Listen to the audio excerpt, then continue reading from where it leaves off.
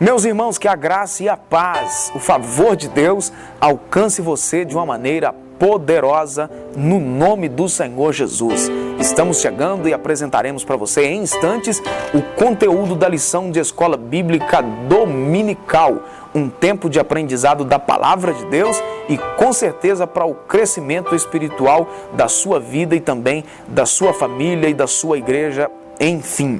Nós vamos a um intervalo rapidinho, é só uma vinhetinha e nós já retornaremos aí com o conteúdo da lição de Escola Bíblica Dominical.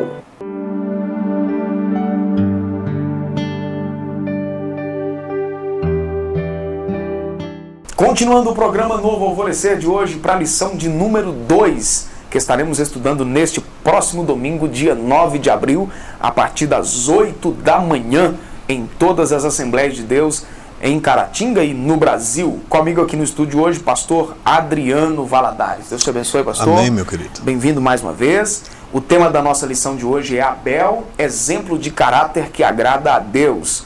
O texto áureo da nossa lição, Hebreus capítulo 11, versículo 4. Pela fé, Abel ofereceu a Deus maior sacrifício do que Caim, pelo qual alcançou o testemunho de que era justo, dando Deus testemunho dos seus dons, e por ela, depois de morto, ainda fala. A sua oferta, então, continua a falar depois que ele morreu. Né? Já dá para entender que a questão da oferta é atitude, né? Exatamente. A verdade prática, o cristão deve viver de forma que agrada a Deus, ainda que sofra por causa disso. Abel não só sofreu, como pagou com a vida, né? A sua maneira de viver de forma que agradava a Deus. Esse texto que nós estaremos trabalhando é Gênesis capítulo de número 4, versículo 8 até o versículo de número 16, e você é aí motivado por nós a ler esse texto. É um textozinho pequeno, mas vai dar aí para você que não tem conhecimento do conteúdo aqui, para você acompanhar direitinho aí conosco, né? Por aí. Na lição que nós estaremos estudando a respeito do caráter de Abel, que era o segundo filho de Adão e Eva. Abel nasceu depois da queda e com certeza, pelo que a gente percebe dele, ele tinha pleno conhecimento do que era a vontade de Deus, não só para a vida dele, como também para a vida de todo o ser humano, isso. Né? Porque ele se portava de maneira íntegra, de maneira correta, de maneira fiel, mantinha um relacionamento saudável diante de Deus, e isso mostra para a gente que isso foi o ponto crucial para que Deus recebesse a sua oferta. Verdade. Né? E é interessante nós olharmos isso aqui, que após a queda nós vamos ver que Satanás ele já passou a ter liberdade para agir. Uhum. Então, a partir desse momento, você vai ver dois caráteres diferentes nos dois filhos, né, que nós estamos falando aqui de Caim e Abel. A Bíblia diz que eles tiveram outros filhos e filhas, mas não cita o nome. Mas nós vamos ver o caráter de Abel era um e o caráter de Caim totalmente diferente. Totalmente. Né? Na verdade, a queda, a partir daí, houve a legalidade para a ação do diabo imediata. É isso aí. Então, baseado nisso aqui, a história da humanidade, ela seguiu esse padrão. Uhum.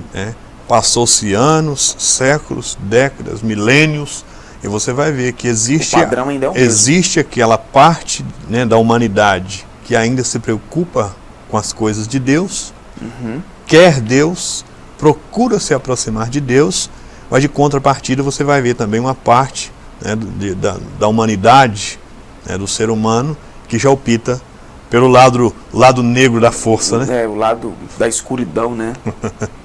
A oferta de Abel é o tema do primeiro tópico, e aí dividido também em subtópicos para facilitar a nossa compreensão.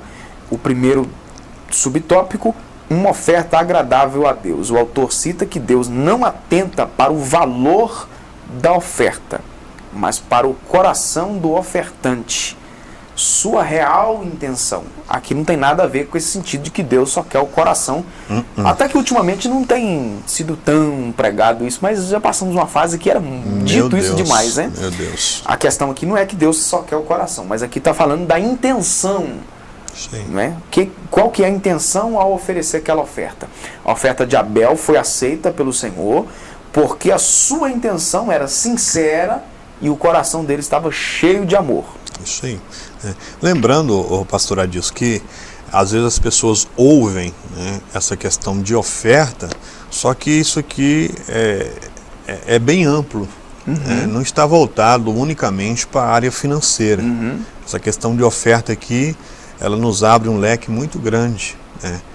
É questão de louvor, né? De adoração a Deus, da oração. A prestação, né, do culto em si. É isso aí, né? Como que eu estou adorando a Deus? Estou adorando a Deus como Ele merece? Estou dando o meu melhor para Ele? Ou simplesmente eu estou fazendo para inglês ver?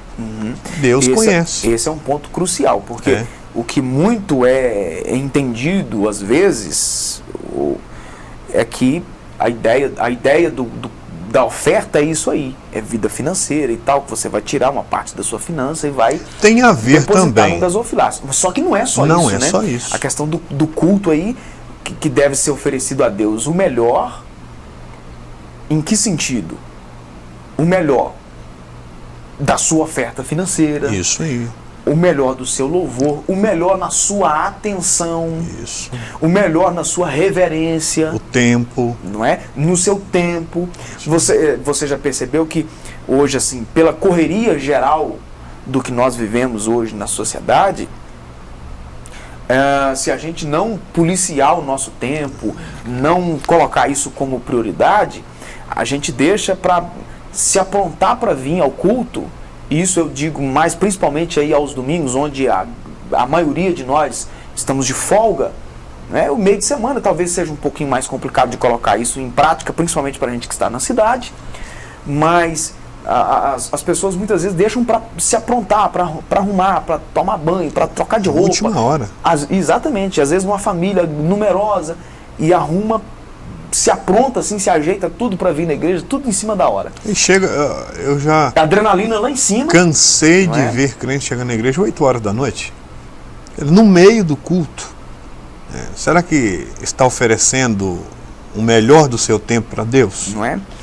Eu acho que dentro deste assunto, o maior exemplo a ser seguido, Abel é um ótimo exemplo, um exemplo que nós inclusive estamos estudando, mas o maior exemplo que nós temos é o que Deus fez por nós. Ele simplesmente ofereceu o melhor que ele tinha para nos salvar. Exatamente. Aí olha o que o autor conclui aqui nesse tópico que eu quero destacar, ele coloca. Talvez aqui, na minha opinião, foi a melhor frase que ele colocou de todo o conteúdo da lição. A oferta só tem um valor quando expressa o que está no íntimo de quem a oferece. Então pronto. Nem precisa de comentários. Não é? Fantástico isso aqui, eu achei. É como agora, esse exemplo já é um exemplo de oferta financeira da viúva, que Jesus estava sentado do lado do gasofilaço e ela ofertou simplesmente 2 moedas. E depois Jesus chamou os discípulos à parte e falou, ela deu mais. Pois é. Era um valor somado pouco, né, em comparação com tantas outras mediante outras ofertas que estavam sendo oferecidas, o valor monetário era insignificante. Exatamente. Porém, para aquela mulher, era tudo que ela e Jesus ele conseguiu enxergar a intenção do coração. Exatamente. Ela ofertava, né, o melhor que ela tinha. E agora, o assunto do segundo subtópico, uma oferta profética. Por que leva esse título aqui? Talvez a oferta de Abel tenha sido o primeiro sacrifício de animal a ser oferecido a Deus em forma de gratidão ao Senhor. Pelo menos é o que a gente tem relato, né? Isso. Talvez não seja a primeira, mas o que a gente tem relato é a primeira. Biblicamente dizendo, sim. Exatamente. Abel sentiu o desejo de ofertar o que tinha de melhor do seu trabalho em gratidão a Deus. E aí o autor coloca esse título aqui, que é de uma oferta profética, porque vai apontar exatamente para o cordeiro que Deus ofereceu, né? Cordeiro aí simbolicamente falando. Uma tipologia, exatamente, né? Que era o seu filho, né? Para morrer na cruz. Então, aquilo ali já apontava. A oferta de Abel seria uma tipologia. Tipifica o Cristo, né? Isso aí. O cordeiro morrendo. Agora, é interessante aqui, né? Parte do que você leu que diz assim, né? Abel sentiu o desejo de oferecer o que tinha de melhor do seu trabalho em gratidão a Deus. Então, na verdade, baseado em todas aquelas ofertas que nós já falamos, nós não ofertamos por obrigação, nós não ofertamos por pressão, nós ofertamos por gratidão. Até porque ninguém vai ofertar aquilo que não tem. Você vai ofertar o seu salário do mês que vem? Não, você não recebeu ele ainda. Você vai ofertar daquilo que você tem, ou seja, daquilo que você já ganhou, daquilo que Deus já te deu. E aquela coisa também, né? O segredo está na gratidão. Eu não devo cantar porque alguém me pediu para cantar. Eu não devo adorar porque alguém me pediu para colocar de pé. Simplesmente eu devo adorar em gratidão a Deus.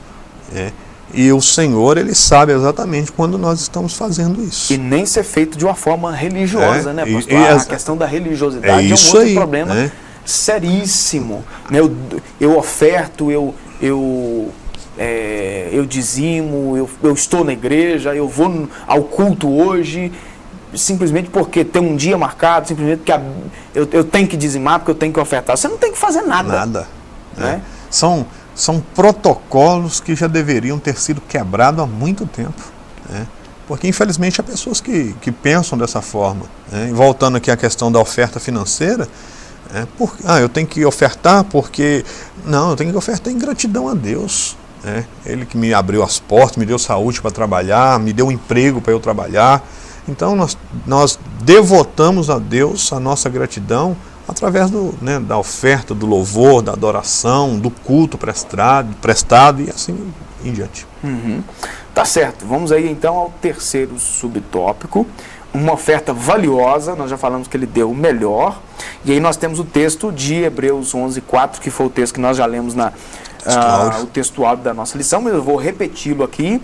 Pela fé, Abel ofereceu a Deus maior sacrifício do que Caim, pelo qual alcançou o testemunho de que era justo, dando Deus testemunho dos seus dons, e pela sua oferta, depois de morto, essa oferta ainda fala. Aí o autor diz o seguinte, que foi tão grande o valor da oferta de Abel, que por ela, depois de morto, ainda fala. Jesus deu testemunho de Abel considerando o justo. Tal declaração feita por Jesus demonstra quão elevado era o caráter santo. Aqui está falando no sentido espiritual dele, no sentido da sua defesa de fé, no sentido do seu posicionamento separado, de fé. Não é? Santo aqui no sentido de exatamente, separado daquilo quão elevado era a sua separação daquilo que Deus não agradava. Exatamente.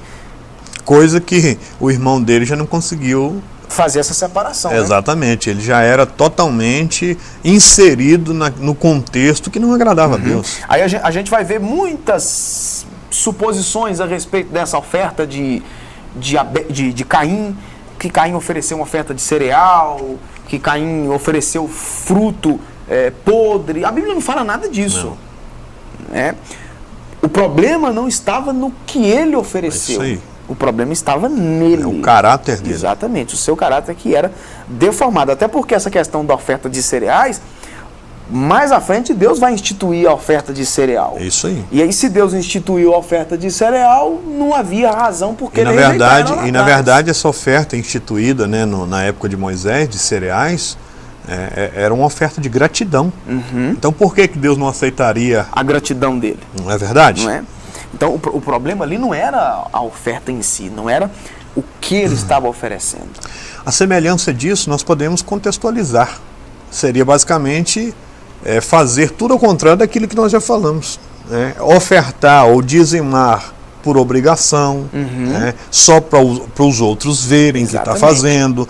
Você vai lá e oferece aquele culto mais falso, mais hipócrita, para alguém ver que você foi. Quer dizer, Deus não vai aceitar a oferenda que esse crente está fazendo. O louvor que ele está realizando ali. Por quê? É algo totalmente superficial. Não é o caso de Abel. Que foi diferente, né? Que foi diferente. O segundo tópico da nossa lição, a injustiça contra Abel, dividido aí também em subtópicos.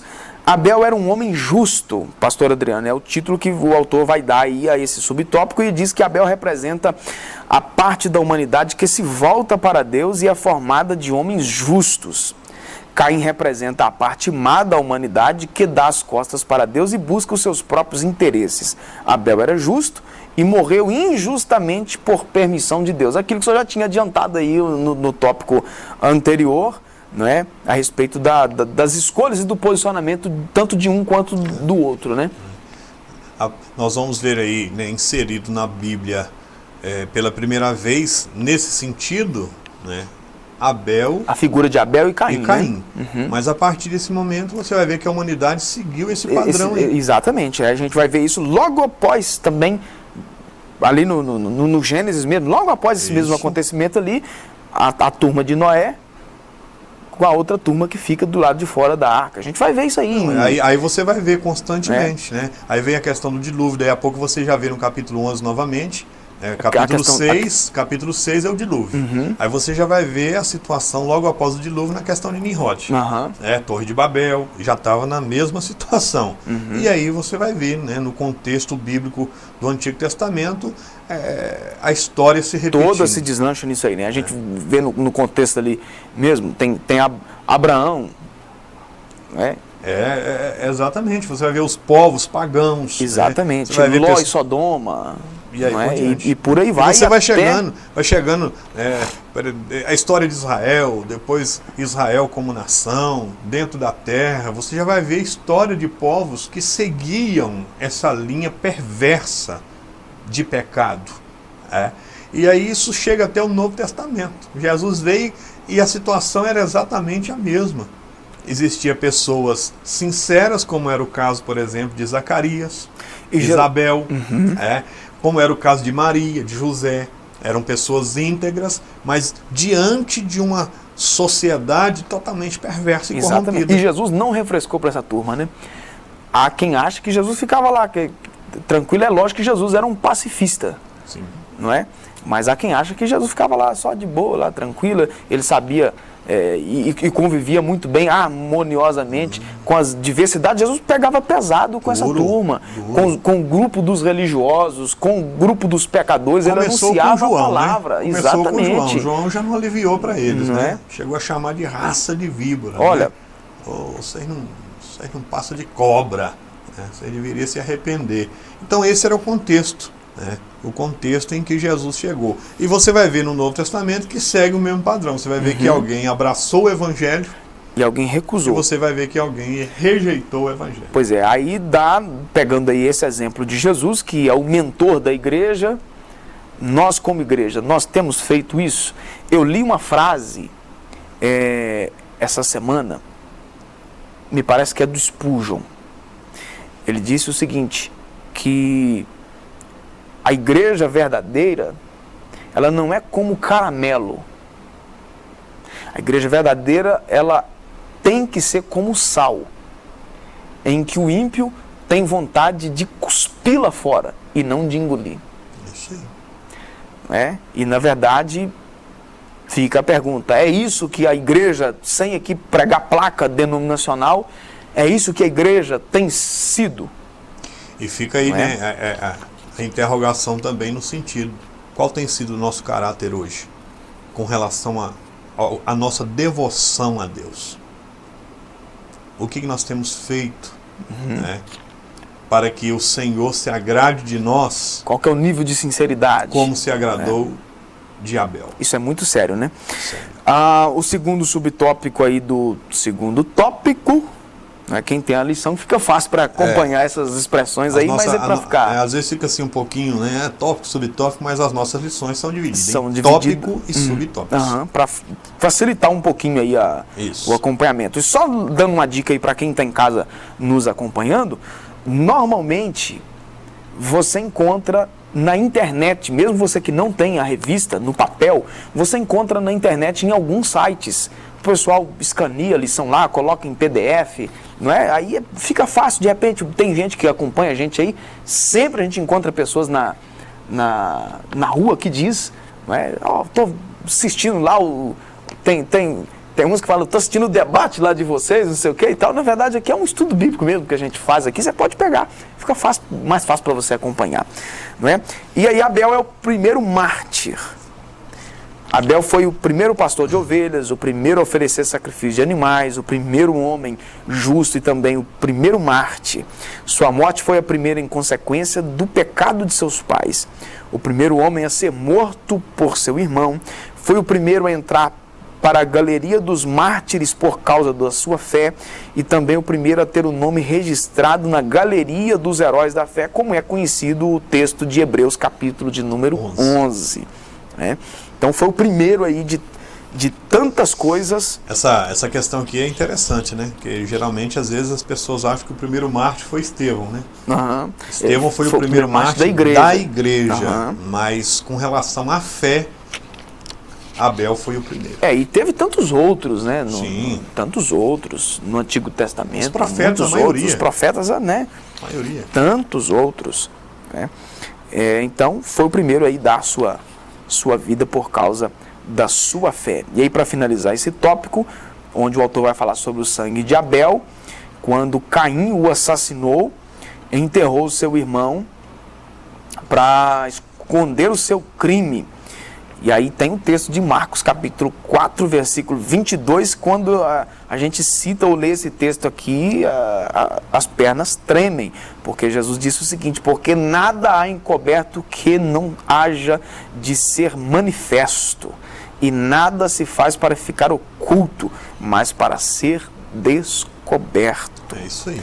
Caim teve audácia de mentir diante de Deus e ainda de afrontar sobre a guarda do seu irmão, mas o Criador o inquiriu gravemente e declarou a sentença de juízo e maldição contra o criminoso, ou seja, nada está oculto. E algumas coisas o homem até acaba descobrindo por aqui mesmo, o cara começa a pagar por aqui. Mas, na verdade, diante de Deus, nada, absolutamente nada. Existem situações que podem até ficar encoberto aqui. Uhum. Né? É igual você falou. Há outras que aqui mesmo já são desvendadas. Tem um ditado, né? Um adágio popular que diz que mentira tem perna curta.